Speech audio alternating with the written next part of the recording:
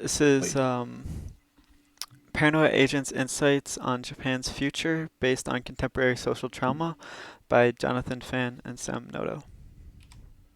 our, our thesis is that paranoia agent posits the result of unresolved societal issues being inflicted on the youth through the anxiety or paranoia of the older generations. In doing so, paranoia agent constructs a view of Japan that is highly socially fragmented. While paranoia agent does not take place in the future, the cyclical nature of the recurring traumas and lack of fundamental change of society or resolution of the root problems afflicting Japan makes it easy for the viewer to extrapolate these themes and apply them to the future.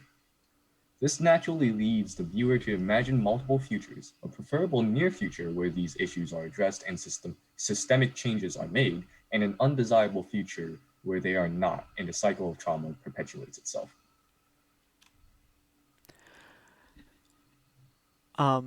One of our studies that we looked at was The Future Imagined by Bina et al. And here they posed these grand societal challenges, or GSCs. And these are challenges that are organized as open-ended missions concerning the socioeconomic system as a whole, inducing or requiring system transformation. They look at these GSCs through science fiction, works of science fiction, um, and this foresight is granted by drawing on the desire to reflect upon the past and present. Artists imagine more or less plausible futures, often resulting from the extrapolation of tendencies and trends in their social, environmental, and economic context. The methods used by the science fiction authors are detail, warning, reflection, critique, and involvement.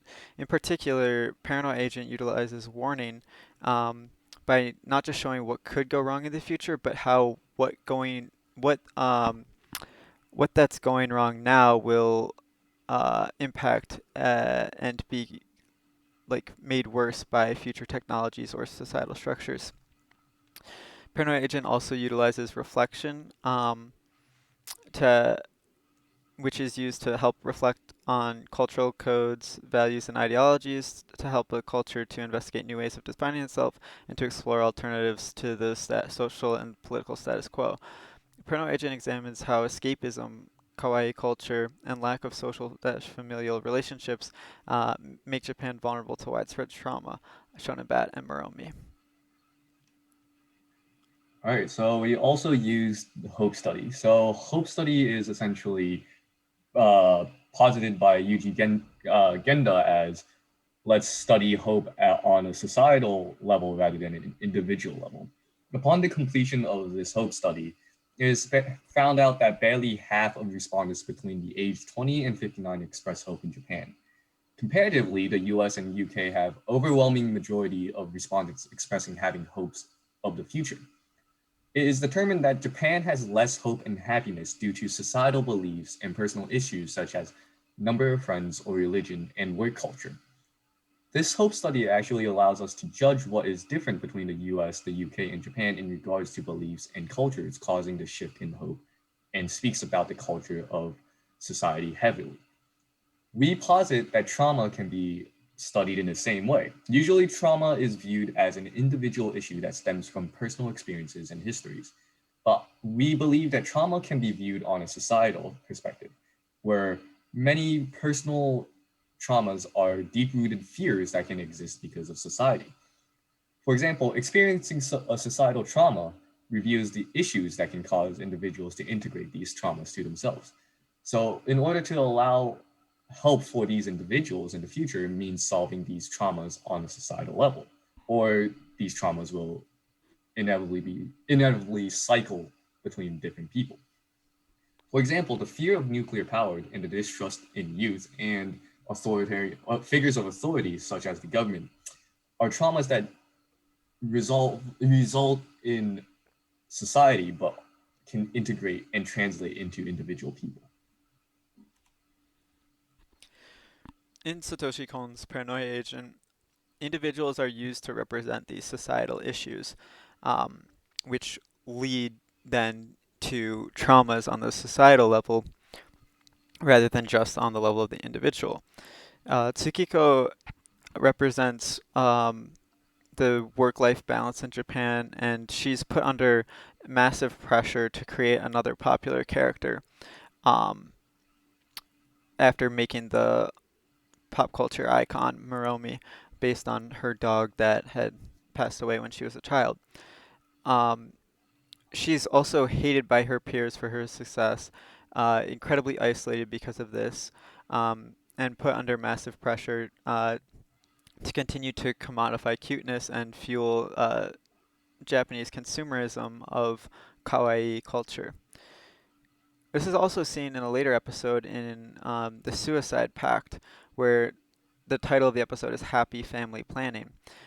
These individuals meet on an online forum around their desire to kill themselves and um, form like a impromptu surrogate family together where the two older gentlemen are actually like showing care for the younger girl and trying to kill themselves without killing her and without getting her to kill herself because they think she's too young and stuff. But it shows that like the lack of family structure in Japan is leading to like these people who do not see any value in life and who then ironically lead to them like forming kind of a family unit of their own. The last example is Ichi, who is a product of the hyper-competitive Japanese school system. He always has to be number one in everything he does.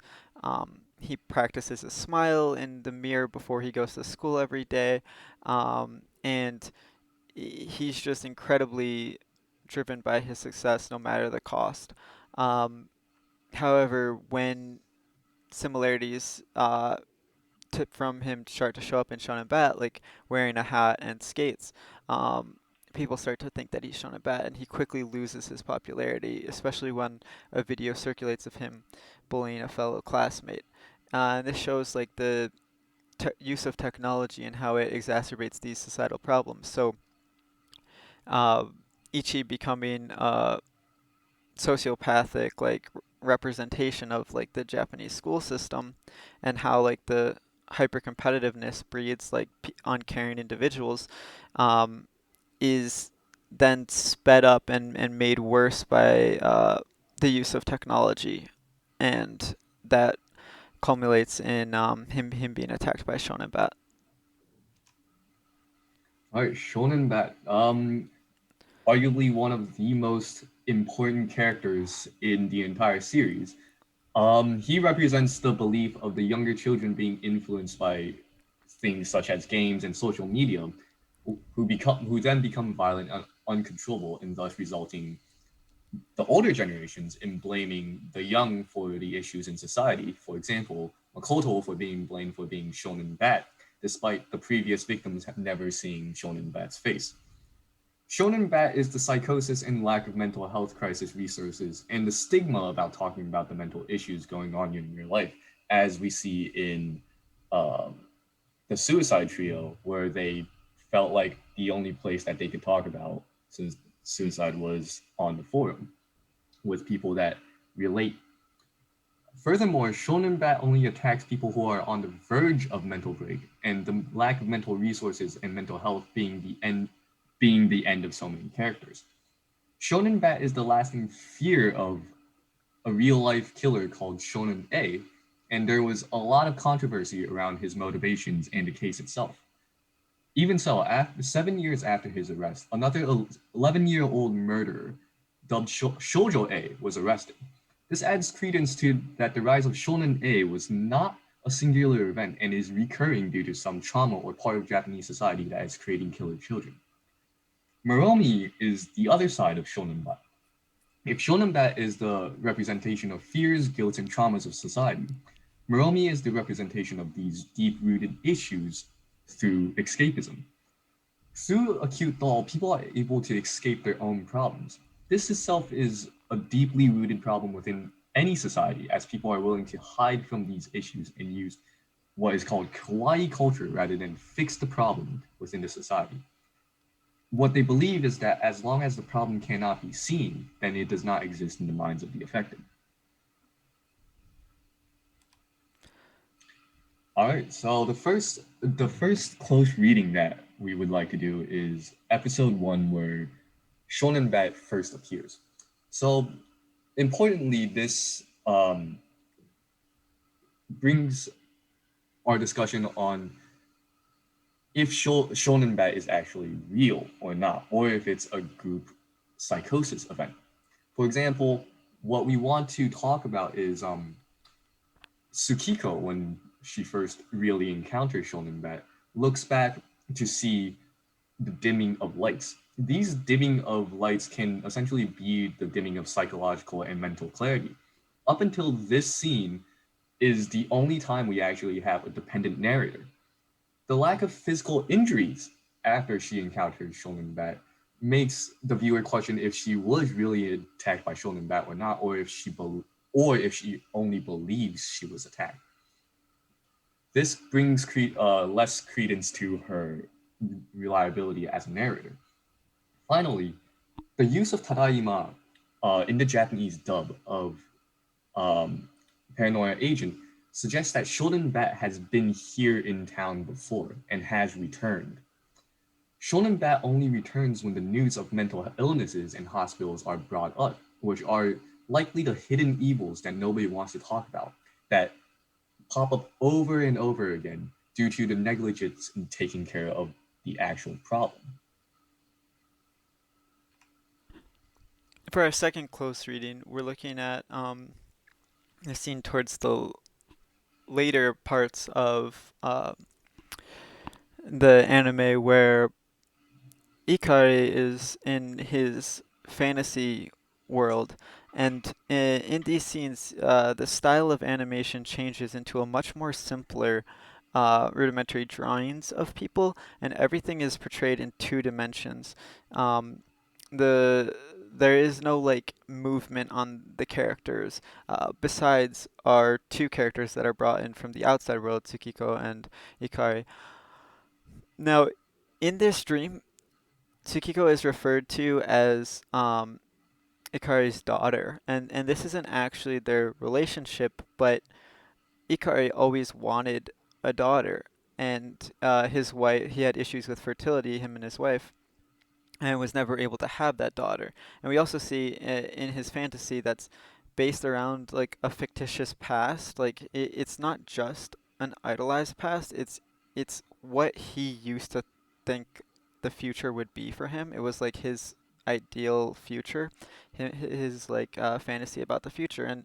And here we would see like him being adorned like by the public as a police officer when he disrupts the TV broadcast by his actual partner, trying to get through to him.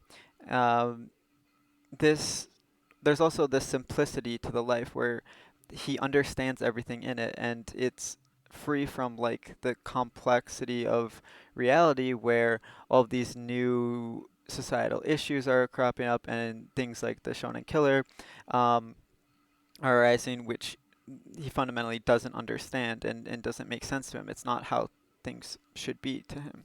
Um, we also see concurrently in this episode a black sludge destroying Tokyo, the actual Tokyo, not the dream Tokyo. And this is happening while they are in this like escapist Fantasyland, and it portrays like escapism as like an existential threat to the society because they're not addressing the problems that are literally destroying Japan, but are instead trapped in their own fantasy world. We also see here Tsukiko is dealing with some of her trauma as well, not just Ikari, and we see it in the comments that the shopkeeper and the bartender make to Tsukiko. They say like, "Oh, you're as cute as a button," and "Oh, you'll be the prettiest girl in Japan one day." And while society views her in this dream state as still her father's daughter, it hints towards her in, like soon becoming viewed as an object of sexual desire instead, something which it seems she's very apprehensive about because she doesn't even acknowledge the comments and um, is implied as part of the apprehension uh, for telling her dad about the truth of why Murumi got hit by a car, or why her dog Murumi died was because she got her period and she dropped it. But it is implied that she doesn't want this the responsibilities of an adult. She doesn't want to be viewed uh, in this manner by the public as an object of sexual desire, and she doesn't want to stop being her father's daughter. So she represses this and tries to stay in a state of childlike innocence. In conclusion, the possible and probable futures and paranoia agent's place in Japanese sci-fi. Uh, Paranoia Agent shows current societal issues being compounded, accelerated, and exacerbated by technology, which makes these problems more severe and more widespread when looking to the future. By focusing on contemporary issues, Paranoia Agent lends itself to imagining near possible futures. Foreshadowing at the end of Paranoia Agent tells the viewer that the systematic transformation required from the grand societal challenges of being a study have not occurred. Um, we see this in the train in the very introductory scene to Paranoia Agent. It shows people making excuses to each other, lying, being too busy, and like just the lack of like social relationships in Japan. And this is the exact same like scene that ends the show as well. So we see that although the individual characters have confronted their trauma and grown as people and saved Tokyo, this is not a societal change. It's just a change in those characters. And this is reminiscent of Godzilla, another science fiction work where although Tokyo will be saved at the end of the movie, there's always another movie. There's always another threat. And Paranoid Agent implies that the root causes still remain. So when we compare Paranoid Agent to works like Ghost in the Shell, um, a popular work of Japanese science fiction, and a representation of a possible dystopian far future, Paranoia Agent can be more conducive to forward thinking, even though it takes place in contemporary Japan rather than future Japan. While Ghost in the Shell utilizes Bina's warning method by showing an undesirable future, it does not explain how we get to that particular future. This leaves the reader to determine what societal issues/choices would lead to this dystopian future. Paranoia Agent, on the other hand, gives a clear depiction of the societal issues and choices, such as escapism and kawaii culture and things of that nature that are currently pointing us towards an undesirable future, a relationless society, and lack of social cohesion and all of that trauma just coming back again and again. Um, and this leaves the viewer to imagine what that undesirable future will look like. While both works, uh, while both do the work of science fiction in Bina et al., um, Paranoia Agent's methodology adds to that of established science fiction by getting us to, by clearly identifying the societal issues that are leading up to an undesirable future, but having us do the work of imagining multiple different futures and how addressing or not addressing these issues could like what future that could entail. And here are the works cited that we used uh, to make this essay.